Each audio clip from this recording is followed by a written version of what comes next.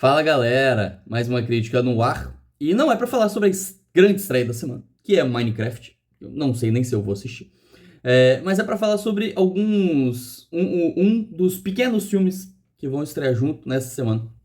E o que mais me interessa, o que já vem gerando burburinho há algum tempo, é Presença, ou Presence, que é do um novo filme do Steven Soderbergh, diretor de Erin Brockovich, de Traffic, de 11 Homens e um Segredo, né, a franquia toda, também já dirigiu Solaris. É um diretor muito prolífico de Hollywood. E em dado momento, ele chegou a falar que ele ia se aposentar. Não se aposentou, né? Tá lançando filme agora. E não só ele não se aposentou, como ele começou a produzir e dirigir mais filmes do que ele fazia antes. Porque ele entrou numa pira de experimentar um pouco mais. Então ele começou a experimentar, não tanto em termos de técnica, alguma coisa de técnica, mas não só. Ele dirigiu, por exemplo, um filme com iPhone, mas mais do que técnica, ele começou a passear por gêneros. E ele acabou caindo num lugar que Hollywood deixou para trás, que é a produção de uns filmes de gênero de médio orçamento. Não são filmes caros, mas também não são filmes completamente independentes, sabe? Você vê que tem ali um custo de produção, tem algo a mais ali do que aquele filme super independente, super barato, mas também não é o blockbuster. E por conta disso, ele tem conseguido, como eu disse, explorar gêneros, né? Então ele fez, por exemplo, Kimi, que é uma ficção científica, ele fez Nenhum Passo em Falso, que é um filme noir de assalto, né? Meio nesse caminho. Ele fez o próprio Logan Lucky, que é um filme de assalto propriamente dito.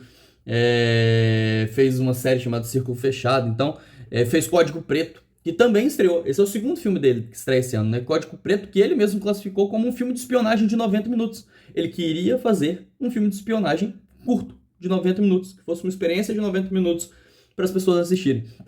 Então ele estabelece ali alguns objetivos e ele vai mergulhando nesses objetivos para fazer esses filmes. E Presence, qual é a parada de Presence? É um filme que ele usa o ponto de vista do fantasma. É um filme de casa mal assombrada que é todo contado pelo ponto de vista do fantasma ali perambulando.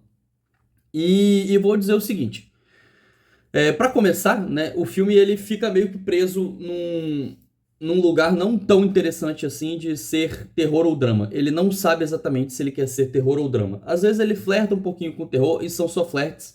Às vezes ele flerta com o drama. Ele nunca mergulha de verdade em nenhum deles.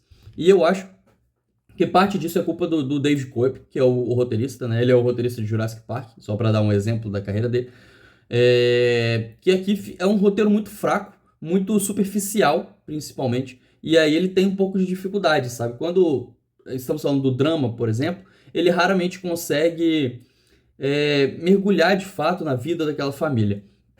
Então já parto desse princípio de que é um roteiro muito fraco.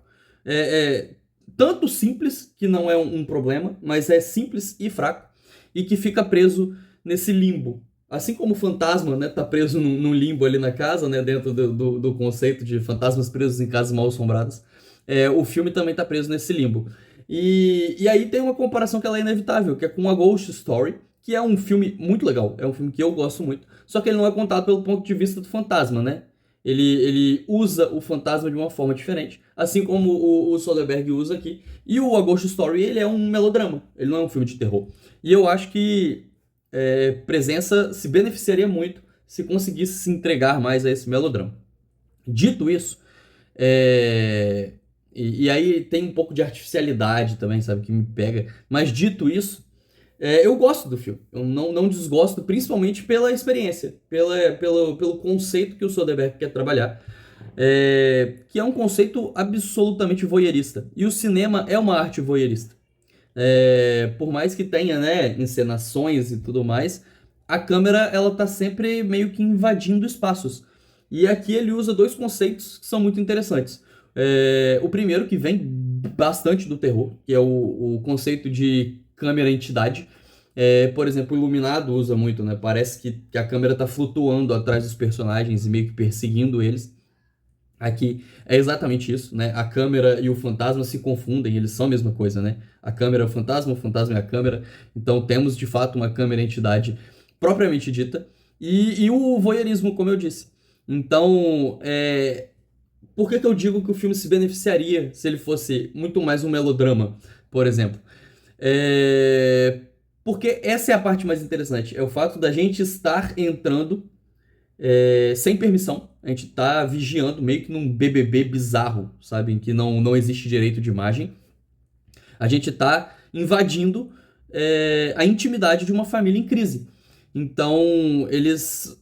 Tanto que, não por acaso, né? Os meus momentos favoritos do filme são os diálogos entre pai e filha. A gente nunca sabe, também por conta do roteiro, como eu disse, exatamente o que aconteceu ali. A gente sabe que tem uma amiga que faleceu, tem uma possível traição, tem fragmentos de histórias, até porque a gente só conhece o que o fantasma presencia, né? A gente não acompanha nada da história fora desse ponto de vista. Então, a gente vai pegando esses fragmentos, e são fragmentos que, que ora pesam para artificialidade, como eu já disse, ora conseguem ter algo genuíno. E ali, por exemplo, a história do pai e da filha é muito interessante. E aí, se o filme conseguisse mergulhar um pouco mais nisso, talvez ele conseguisse até expandir essa ideia do voyeurismo. Mas, ainda assim, por mais que ele não consiga expandir, eu gosto de como o Soderbergh, como diretor, trabalha esse conceito do voyeurismo. Tem um pouco do formalismo vazio. Então, tipo, parece que ele tá, às vezes, assim como eu falei que o Inharrito faz em alguns planos de sequências, né? Que é tipo, mamãe, olha o que eu sei fazer. Parece, em alguns momentos parece um pouco vazio, porque o roteiro é ruim. Mas eu acho que ele se apega nessa ideia de estou o tempo todo vigiando e vendo coisas de intimidade que pessoas comuns não veriam. E essa câmera, ela tá aqui, ela tá perambulando pela casa, invadindo, sempre invadindo a intimidade de alguma forma. E isso é muito cinema. Como eu disse, o cinema é essa arte do voyeurismo. Ela tá muito ligada ao voyeurismo. Tem diretores que usam isso muito bem, sabe? O Hitchcock usa o voyeurismo muito bem. O Brian De Palma usa o voyeurismo muito bem. E aqui, por mais que seja um experimento pontual, eu acho que o Soderbergh usa o voyeurismo de forma muito interessante. Não gosto tanto assim, né? Fazendo ali o equilíbrio, justamente por não entender que ele mergulha em um dos lados. Ele fica preso nesse limbo. Ele fica preso nesse limbo obrigado pelo roteiro. O roteiro é meio que uma âncora que segura algo que poderia ser muito mais interessante. Porque o conceito em si é muito interessante. Mas eu gosto. Minha nota é 3 de 5. Já fica aí o aviso, né? Que é um filme meio experimental. Então, apesar de ser muito curto, ele tem 84 minutos, 1 hora e 24. Ele tem ali uma dinâmica lenta. É um filme que ele vai para esse lado, não do cinema experimental, porque aí é outro mundo. O cinema experimental é outro universo. Mas ele vai para uma parada de experimentar algumas coisas diferentes, de uma forma que talvez as pessoas não estejam acostumadas a assistir. Então, e aí eu acho que por mais que eu tenha gostado e dado ali um 3 de 5, né, uma nota ali na média, o filme é aquele filme que passa de ano, sabe? Eu acho que ele tem um grande potencial para ser aquele tipo de filme que decepciona, infelizmente. Porque se a pessoa for esperando uma ghost story, não vai gostar tanto, porque o filme não mergulha no melodrama, ele não consegue ser tão profundo assim, sabe? É um filme bastante superficial e artificial. E se você for esperando um filme de terror, talvez também você vai esbarrar em uma parada muito boba, sabe? Tem um momento que o vilão conta o plano dele, sabe? Pra você entender o quão superficial e bobo é. E aí ele não consegue também, de fato, ser um filme de terror. Ele fica flertando em alguns momentos, quase todos eles dramáticos. O filme funciona melhor, tem cenas mais interessantes. E no todo, ele funciona pelo conceito. Mas, de fato, ele tem grande potencial para ser um filme que decepciona as pessoas. Porém, assistam, sabe? Eu acho que é sempre essa dinâmica, é de assistir para ver o que você acha. Tem gente que gostou mais do que eu, tem gente que gostou menos do que eu. Então, fica aí a crítica e a dica dessa semana. Também tem, para fazer o jabá, eu falei que eu ia retrucar ele, não necessariamente retruquei, mas tem uma live do Eu Não Acredito em Nada com o Thiago, que eles comentam sobre esse filme. Eu vou deixar o link aqui na bio. E se você quiser procurar, é só procurar Eu Não Acredito em Nada, presença, Casa Vogue. A Casa Vogue do terror, se eu não me engano, é alguma coisa assim. E que é um título brilhante, porque tem um pouco. O próprio Casa Vogue é um programa que é voyeurismo puro, né? Por mais que nesse caso tenha permissão do famoso, mas é a câmera entrando na intimidade de alguém fuçando cantos da vida dela, né? Cantos que quem está do outro lado não veria se não fosse essa câmera.